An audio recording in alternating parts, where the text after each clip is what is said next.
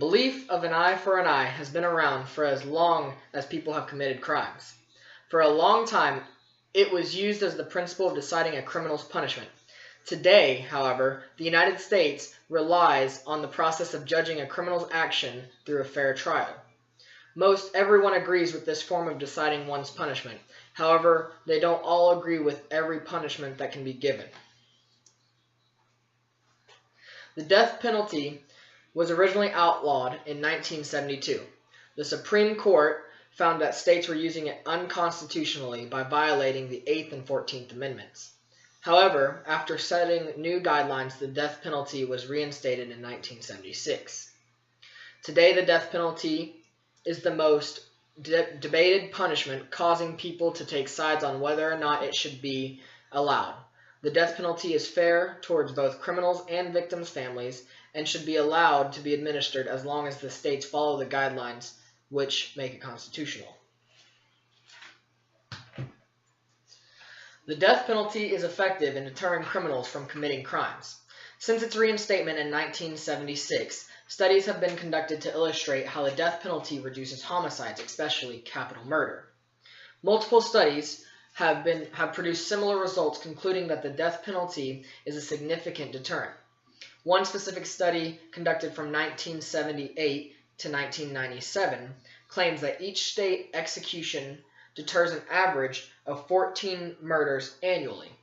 And this was found in an online article titled, "Is it Time to Abolish the Death Penalty?" Over that same time span, Texas put to death an average of 7.2 criminals per year. This means that the death penalty prevented an average of 100 murders from happening each year. Other studies conducted more recently in 2003 to 2005 state that every year the death penalty prevents an average of 5 murders, found in an article titled "Making the Case for the Deterrence Effect of the Death Penalty." The amount of murders prevented by the death penalty is a constant trend that occurred throughout the past. This trend illustrates that the death penalty has a tendency to deter criminals. Reams also quotes a reputable author, Shepard, stating, "It is also evident that the murder rates in death penalty states have been declining since 1977, while murder rates in non-death penalty states have been increasing. This relation is due to the inverse correlation of numbers of executions to murder rates, which is caused by the strength and impact that the death penalty has on criminals compared to that of other sentences. It is a general deterrent which, when used properly, sends a message to that most homicides will be worthy of the death penalty." The biggest argument for anti-death penalty activists when it comes to the death penalty being questioned as an effective deterrent is that criminals have no cause and effect factor. Many infer that criminals do not realize that if they commit a heinous crime, that they will be imposed with an equal punishment. Criminals are known for committing acts of violence because they weren't in their natural state of mind, or were under the influence of alcohol or drugs. However, this assumption cannot be applied to all criminals. It is true that many criminals are not mentally stable when committing crimes, but at the same time, it is also true that many others are fully aware and right-minded when committing crimes. Still, even for those who are not in the right mind at the time, there was a time that most criminals were in their right state of mind and were fully aware of the consequences of committing extreme crimes. There are only a small handful of people who have never been in the right state of mind, causing them to completely ignore the penalties of committing crimes, thus making up the population that the death penalty does not reach and determine.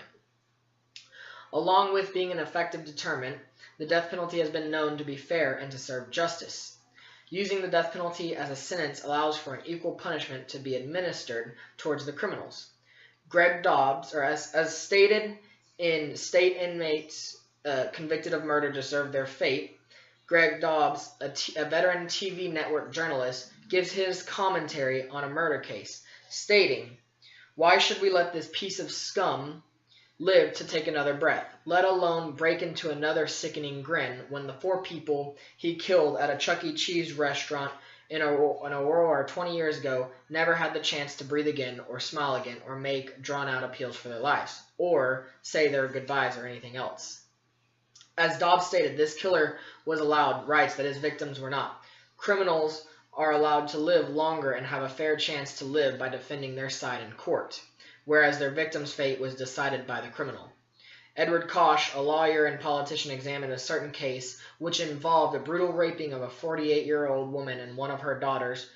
Both daughters, however, one 17 and one 11, were tied to their beds and perished when their house was set on fire. Obviously, not all crimes are this brutal and heinous. However, these crimes do happen. Not only should the perpetrators for extreme types of crimes be sentenced to death, but criminals committing multiple heinous capital crimes should be sentenced to death as well. The purpose of punishing a criminal is to discipline them with a punishment that is reasonable when comparing it to the crime that they committed.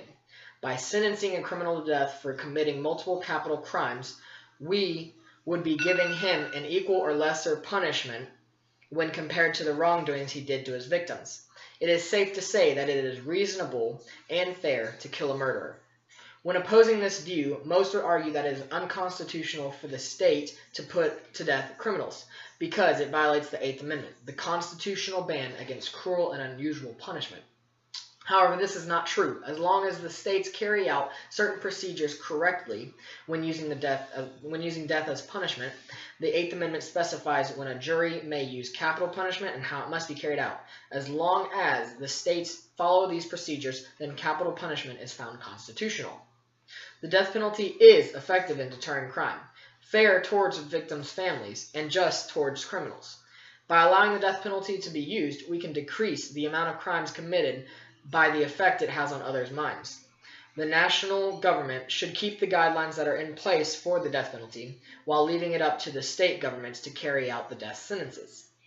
By following these guidelines, the states ensure that capital punishment is administered fairly and correctly.